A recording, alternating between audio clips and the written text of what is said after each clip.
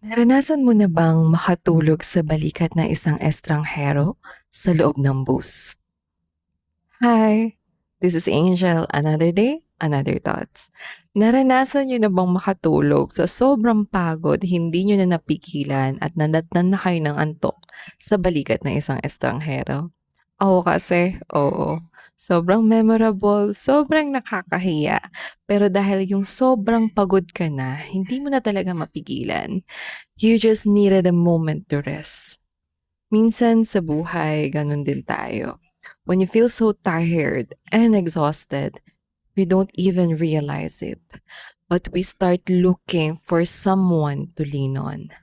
Not because we are weak. Not because hindi na natin kaya. But because we're just human beings. That's why it's so important to be someone who can lend a shoulder and an ear. Kasi hindi natin alam kung gaano kahirap, kabigat na yung dinadala ng isang tao. At hindi rin natin alam kung gaano na lang nila kayang i-handle yung problema na meron sila ngayon. We don't know how long they can endure the pain o yung capacity nila na kaya pa ba nila yung bigat na nararamdaman nila ngayon. Just like that moment when a stranger let me rest on his shoulder, parang tatay lang. I remember that he didn't push me away. He didn't make me feel uncomfortable. When I woke up, he just smiled sincerely. Para lang siyang tatay na nagsabi na, oh, Ine, hinayaan kitang matulog kasi halatang pagod na pagod ka na. And yes, sobrang nakakahiya. I can still remember how red I was back then. So, sobra sigurong namula ako, pati yung tenga ko nag-init talaga. Baw lang ako ng baw na, "Thank you po tay, sorry po, sorry po." But more than that, it reminded me that there are still people who are still so kind even if they don't know you. So if you have that one person who listens to your endless rants, yung paulit-ulit mong sinasabi na, "Ayoko na.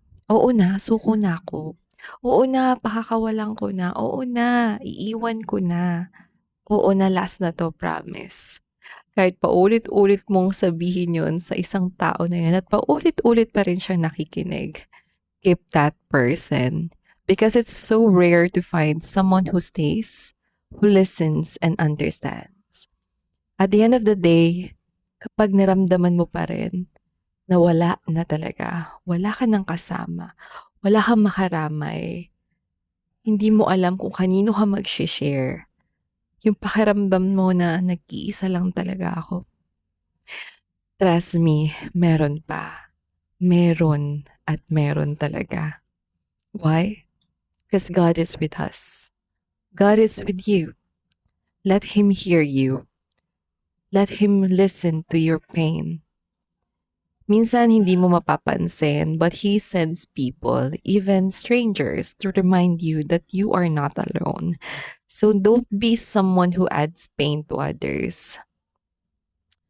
Huwag ka nang dumagdag sa bigat na nararamdaman ng isang tao kasi ang hirap na nga ng buhay eh. Ang dami na ngang problema. May kanya-kanya na tayong pinagdadaanan, dadagdag ka pa ba sa hirap at sakit na yon? Be someone who listens. Be someone who makes life a little lighter. Kung alam mong mabigat na, gumawa ka ng paraan para paagaanin kung ano man yung pain na nararamdaman ng tao na yun. Huwag mo nang hayaang malunod pa siya sa sakit at problema. Kasi tulad nung araw na yun, mabigat yung ulo ko. Eh, alam ko naman. Kita-kita niyo naman yung head ko. Oo, but someone still chose to carry that weight. Pinili pa rin ni tatay na hayaan ako magpahinga, even just for a moment. And in life, there will always be someone willing to help you carry your pain. Para gumaan yung nararamdaman mo. And when you find that person, thank them, appreciate them, hug them, and when it's your turn, be that person for someone else.